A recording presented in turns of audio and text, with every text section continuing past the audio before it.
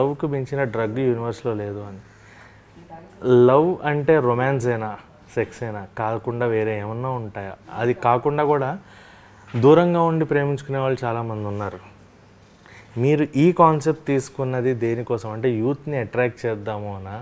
లేదంటే cinema through ఏమన్నా message లాగా ఆడియన్స్‌కి, యూత్‌కి ఏమన్నా చెప్దాం అనుకుంటున్నారా?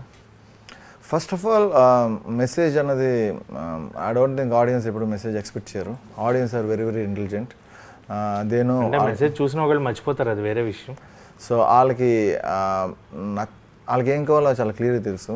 అండ్ ఆ ఇంటెలిజెంట్ సినిమా చూడడానికి వాళ్ళు చాలా ఇష్టపడతారని అనుకుంటున్నాను. అండ్ మనం వాళ్ళ ఇంటెలిజెన్స్ని రెస్పెక్ట్ చేసి ఒక కాంప్లికేటెడ్ ఇంట్రెస్టింగ్ వాళ్ళ ఇంటెలిజెన్స్ని ఛాలెంజ్ చేసే సినిమా చూపిస్తే మన ఇంటెలిజెన్స్ని గుర్తిస్తారని అనుకుని చేశా. ఇట్స్ కాంప్లికేటెడ్ సినిమా, అంత ఈజీ కాదు అర్థం కావడానికి. అదంతా చాలా జానర్ స్పెసిఫిక్ ఉంటుంది. చాలా ఓన్లీ 18 at మైండ్ ఉండాలి. And unusual cinema ఇష్టపడాలి.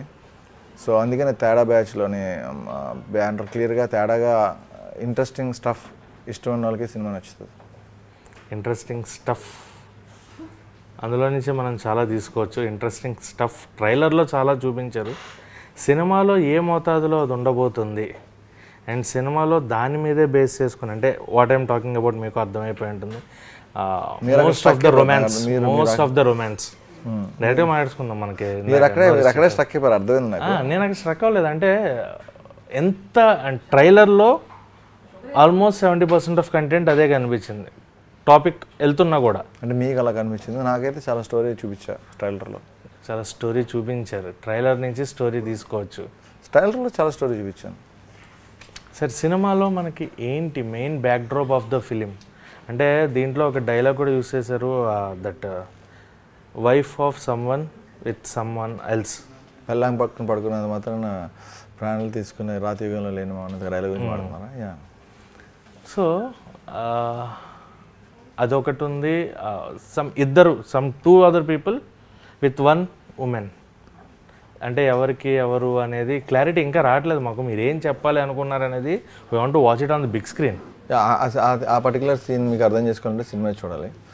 Yes. So yeah, you should watch the movie. అంటే అది మీకు అగైన్ మీరు మీకు టైటిల్ బట్టి ఒక కాంప్లికేటెడ్ స్టోరీ అన్యూజువల్ వరల్డ్లో చెప్తున్నామని తెలిసి అది మీకు నచ్చి అలాంటి సినిమా మీకు చూడడానికి ఇంట్రెస్ట్ ఉంటే వెళ్ళండి, లేకపోతే మీకు నచ్చదు.